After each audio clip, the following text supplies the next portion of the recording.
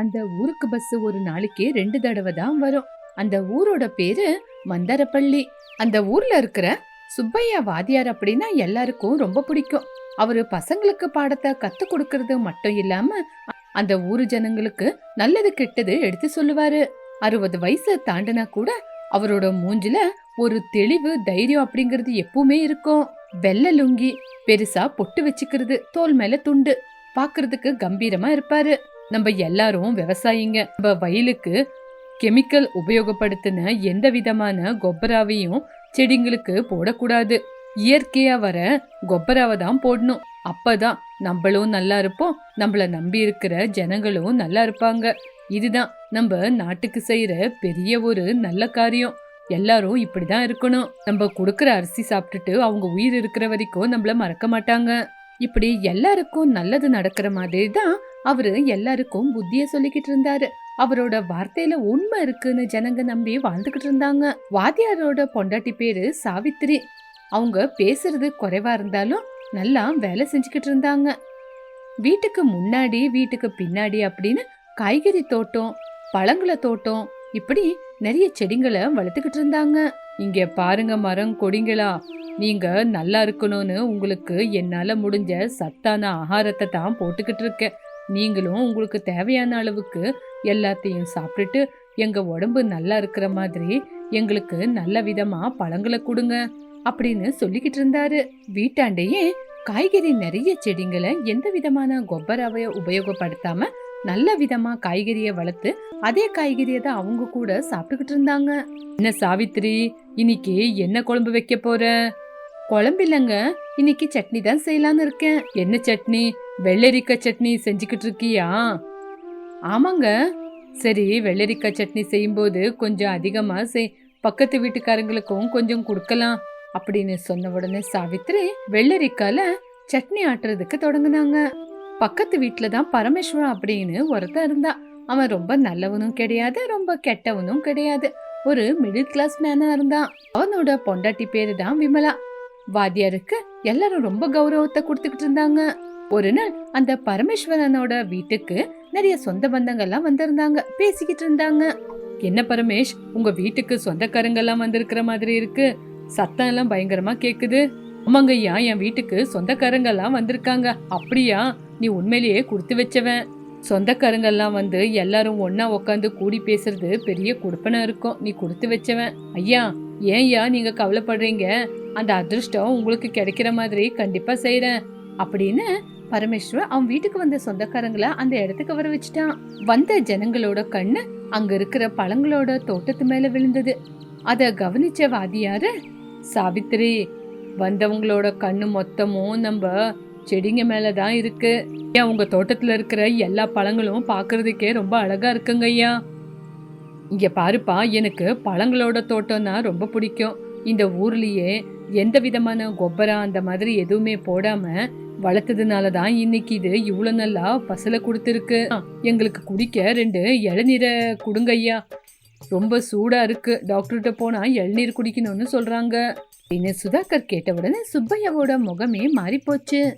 இப்படி பக்கத்து வீட்டுக்கு வந்த சொந்தக்காரங்க வீட்டாண்ட வந்ததை பார்த்து அவங்க, ஐயோ, இப்ப வந்திருக்கிற சொந்தக்காரங்களுக்கு எல்லாருக்குமே இந்த தேங்காவை பிரிச்சு கொடுக்கணும்னா ரொம்பவே கஷ்டம்.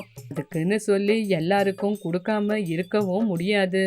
ஏன்னா இவங்க சுமார் 8 பேரு இருக்காங்க அப்படின்னு சுதாகரை கூப்பிட்டு, சுதாகர், டாக்டர் சொன்னது என்னவோ உண்மைதான். ஆனா இப்ப தேங்காவை பிரிக்க முடியாது, ஏன்னா அதுல தண்ணி இல்ல, முத்தி போயிருக்கு. ஐயா வாதியாரே, அதெல்லாம் பரவாயில்ல, அதுல இருக்கிற தேங்காவாவது கொடுங்க, நாங்க சாப்பிட்டுட்டு போறோம். நாங்க சுமார் 8 பேர் இருக்கோம், எல்லாருக்கும் கொடுங்க, உங்க பேர் சொல்லி சாப்பிட்டுட்டு போறோம். எல்லாருக்கும் கொடுக்கணும்னா எங்களுக்கு எந்த பிரச்சனையும் இல்லை. ஆனா தேங்காவை சாமிக்கு கொடுக்கறோம் அப்படின்னு வேண்டிக்கிட்டு இருக்கோம். அதனாலதான் அப்படி நான் சொன்னேன். நீங்க இங்க இருந்து உங்க ஊருக்கு கிளம்பி போகுங்கல, அப்போ பஸ் ஸ்டாண்ட்ல ஒருத்தர் தேங்காய் வித்துக்கிட்டு இருக்காரு, அங்க போய் வாங்கி குடிங்க. இப்படி வாதியார் சொன்ன உடனே தேங்காய் கொடுக்க அவங்களுக்கு விருப்பம் இல்லைன்னு தான் சொல்றாங்கன்னு புரிஞ்சுக்கிட்டாங்க. அவனோட பொண்டாட்டியான கமலா, குறைஞ்சது இந்த கொய்யா பழத்தையாவது கொடுக்கலாம்ல. கொய்யா பழத்தை பிரிச்சு கொடுக்க எந்த பிரச்சனையும் இல்லம்மா, ஆனா இப்போ கொய்யா பழத்துல பூச்சி இருக்கு, அதை உங்களுக்கு கொடுத்தா நீங்க சாப்பிடுறது நல்லதா இருக்காது, அப்புறம் என்ன திட்டிக்கிட்டே சாப்பிடுவீங்க, அதுக்கு தான் கொடுக்கறது இல்ல. உடனே சாவித்திரி அம்மா கொய்யா பழத்தை பிரிச்சு கொடுத்தாங்க. அவங்களும் சாப்பிட்டுட்டு போனாங்க. அதை பார்த்து அவரு கோவப்பட்டாரு. அன்னைக்கு நைட்டு 12 மணி. எல்லாரும் நல்லா படுத்து தூங்கிக்கிட்டு இருந்தாங்க. வாதியாரும் அவங்க பொண்டாட்டியும் தூங்கிக்கிட்டு இருந்தாங்க. அந்த நேரம் பார்த்து பரமேஸ்வர் வீட்டுக்கு வந்திருக்கிற சொந்தக்காரங்க தோட்டத்துக்குள்ள நிதானமா வந்தாங்க. சுதாகர் தேங்காவை பிரிச்சா, கமலா கொய்யா பழத்தையும், கோபாலும் மாங்காய் பழம், தேகி மாதுளம் பழத்தை பிரிச்சா. இது எல்லாமே சத்தம் இல்லாம தான் நடந்தது. அந்த மரங்க மட்டும் எல்லாத்தையும் பாத்துக்கிட்டு இருந்தது. பேசுறதுக்கு தான் வாய் வராதே. மறுநாள் அதிகாலையில சுப்பைய மாஸ்டர் எந்திரிச்சு வெளியே வந்து பார்த்தாரு. அவரு நெஞ்சே வெடிக்கிற மாதிரி இருந்தது. ஏன்னா செடிங்கள்ல பழங்க இல்ல, தேங்காய் மரத்துல தேங்காய் இல்ல, மாங்காய் மரத்துல மாங்காவும் இல்ல. எல்லா மரமும் பழங்களே இல்லாம காலியா இருந்தது. வாத்தியாரு ரொம்ப கவலைப்பட்டுக்கிட்டு, சாவித்ரி சாவித்ரி அப்படின்னு சத்தமா கூப்பிட்டாரு. சாவித்ரி அம்மா பார்த்து அந்த செடிங்கள பழம் இல்லைன்னு கண்ணீர் விட்டாங்க. இது எல்லாமே அந்த பரமேஸ்வரோட வீட்டுக்கு வந்திருக்கிற சொந்தக்காரங்க செஞ்சிருக்கிற வேலைதான் அப்படின்னு பரமேஸ்வரோட வீட்டுக்கு போய் அவங்களோட சொந்தக்காரங்களை சத்தம் போட்டு கூப்பிட்டாங்க. அவங்க எல்லாரும் எதுவுமே தெரியாத மாதிரி வந்து வாசல்ல நின்னாங்க. உங்க பழத்தை பிரிச்சு சாப்பிட வேண்டிய அவசியம் எங்களுக்கு என்ன அப்படின்னு அவங்க யாருமே பயப்படாம எதிர்பேச்சு பேசி பேசி சண்டை ஆயிடுச்சு. அன்னைக்கு நைட்டு சுப்பையா வாதியாரு தூங்காம மாங்காய் மரத்துக்கு அடியில காவலுக்கு நின்னுகிட்டு இருந்தாரு. இன்னைக்கு வரட்டும், என்கிட்ட மாட்டிக்கிட்டா கண்டிப்பா காசை நான் வசூல் பண்ணதான் போறேன் அப்படின்னு யோசிச்சுக்கிட்டு இருக்கும் போதே சத்தம் கேட்டுச்சு. அவரும் எதுவுமே நடக்காத மாதிரி நிதானமா நின்னுகிட்டு பாத்துக்கிட்டு இருந்தாரு. 4 பேரும் தோட்டத்துக்குள்ள வந்தாங்க. அவர்கிட்ட மாட்டிக்கிட்டாங்க. அவரும் டார்ச் அடிச்சு பார்த்தாரு.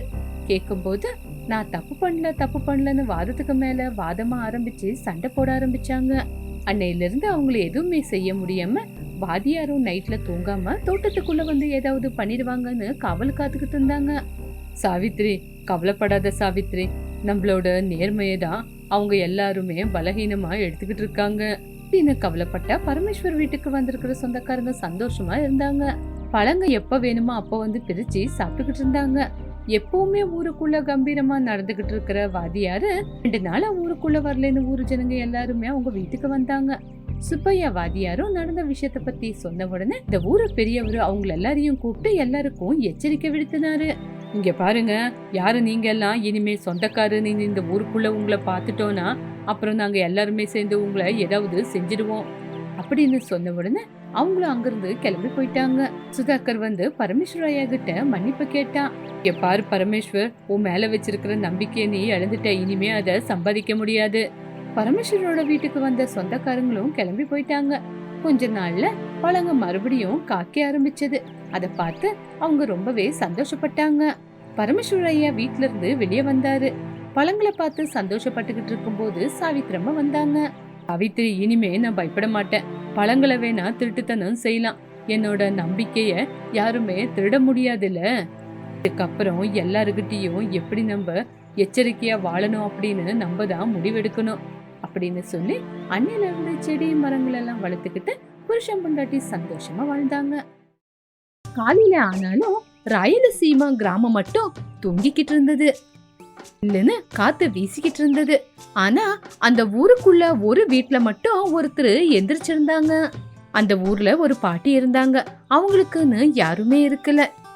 ஆனா அவங்க கையில அற்புதமான ருசி இருந்தது. பாட்டி அடுப்ப பத்த வச்சாங்க. பாட்டி அடுப்ப பத்த வச்ச உடனே அந்த வெளிச்சம் அந்த வீடு முழுக்க பரவிச்சு. அதிகாலையில உதயிக்கிற சூரியன் முன்னாடி வந்து பாட்டி வாசப்படியிலே வந்து வெளிச்சத்துக்கு உக்காந்தாங்க. கொஞ்சம் விடிஞ்சா போதும், ஊரு ஜனங்க எல்லாருமே அந்த பாலா போன பட்டணத்துக்கு போய் கலர் கலரா எதேதோ விக்கிறாங்க, அத போய் சாப்பிடுறாங்க. ஒரு காலத்துல ஒவ்வொரு வீட்லயும் களிய செஞ்சுக்கிட்டு இருந்தாங்க. ஆனா இப்போ யாருமே செய்யறது இல்ல. அதோட வாசனை ஊர் முழுக்க பரவிக்கிட்டு இருந்துச்சு. ஆனா இப்போ கேஸ் அடுப்புல ஏதோ பத்த வச்சு வெளிய கூவுற கோழி அவங்க அடுப்புல உசுன்னு கூவுது.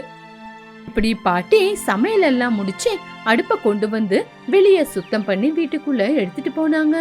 அதுக்கப்புறம் பாட்டி காட்டுக்கு போய் கொஞ்சம் புல்லுங்க மூலிகை பொருளுங்க எல்லாம் கொண்டு வந்து அத பட்டணத்துக்கு கொண்டு போய் விற்க போனாங்க. என்ன இது, இவ்வளோ வெயில் அடிக்குது, காலையில பார்த்தா குளிருது, மத்தியான நேரத்துல பயங்கரமா வெயில் அடிக்குது. மத்தியானம் 12 மணி. உச்சி நேரத்துல வெயில் பயங்கரமா இருந்தது. ஒரு ராமர் கோயில் முன்னாடி ஒரு பையன் மயக்கம் போட்டு கீழே விழுந்திருந்தான். அந்த வழியா வந்த பாட்டி அவனை பார்த்தாங்க. ஒரு பையன் கீழே விழுந்தது பார்த்து அவங்க கவலைப்பட்டு, யாருப்பா நீ? இந்த வெயில்ல இந்த இடத்துல விழுந்திருக்க. சரிப்பா, கொஞ்சம் எந்திரிச்சு இந்த மோரை குடி. இப்படி பாட்டி அவங்களுக்குன்னு வச்சிருந்த மோரை எடுத்து அந்த பையனுக்கு கொடுத்தாங்க. அவனும் எந்திரிச்சு உக்காந்து கண் திறந்து அதை குடிச்சான். பாட்டி, எனக்குன்னு யாருமே இல்ல. நான் ஒரு அனாதை. 3 நாளா சாப்பிடல பாட்டி. அதனாலதான் மயக்கம் போட்டு கீழே விழுந்துட்டேன். ஐயோ, உன்னோட வாழ்க்கையும் என்ன மாதிரி தானா? சரிப்பா, நீ என் கூட வா. வயிறு நிறைய திருப்தியா சாப்பாடு கொடுக்க முடியலனாலும் என்னால முடிஞ்சது கொடுக்கறேன். எனக்கு அவ்வளோ தடபுடலா சாப்பாடு ஒன்றும் வேண்டாம் பாட்டி.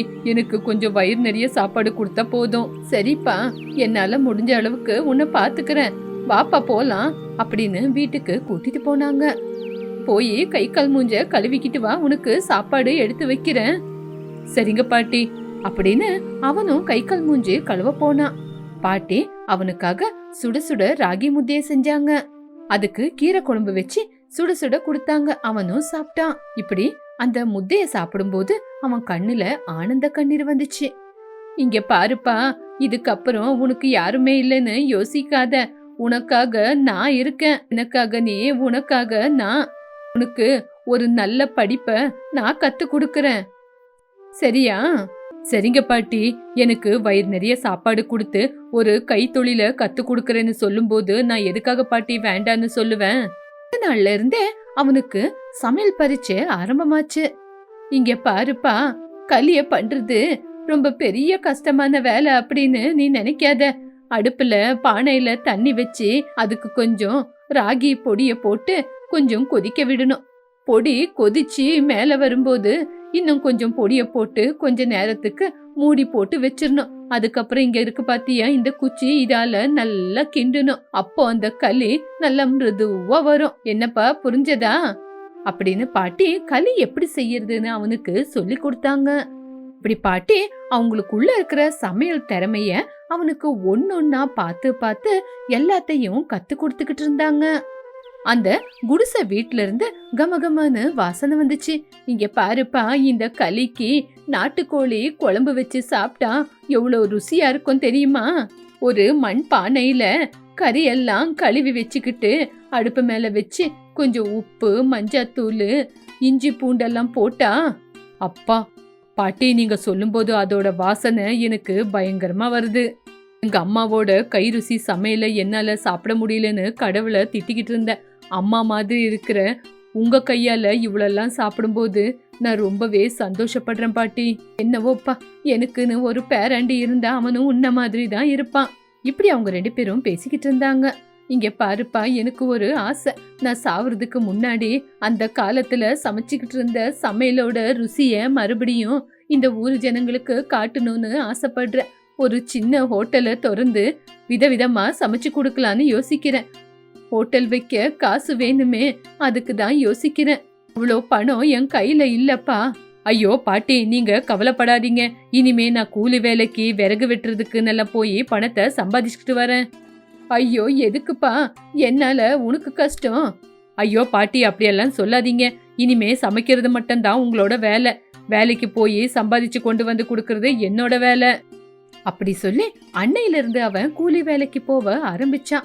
விறகு வெட்டவும் போக ஆரம்பிச்சான். விறகு வெட்டி சந்தையில வித்து அந்த காசு கொண்டு வந்து பாட்டி கையில குடுத்துக்கிட்டு இருந்தான். பாட்டியும் அந்த காசை சந்தோஷமா வாங்கினாங்க. போதும்பா போதும், இந்த பணத்திலேயே இந்த ஊரு ஜனங்களுக்கு என்னோட கை ருசி என்னன்னு காட்ட போறேன். அந்த காலத்து சமையல செஞ்சு கொடுக்க போறேன். சரிங்க பாட்டி, கண்டிப்பா செய்யலாம். இப்படி அவன் பணத்தை கொண்டு வந்து கொடுத்து ராயலு கிராமத்தோட ராகி முத்தை அப்படின்னு அவங்க 2 பேரும் ஒரு கடைய ஆரம்பிச்சாங்க.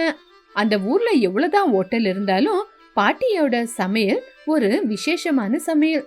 இங்க பாருப்பா, முதல்ல அந்த சாமிய கையெடுத்து கும்பிட்டு நம்ம வியாபாரத்தை ஆரம்பிக்கலாம். வரப்போற ஜனங்களோட வயிறு நிறையறது மட்டும் இல்ல, மனசும் நிறையணும்.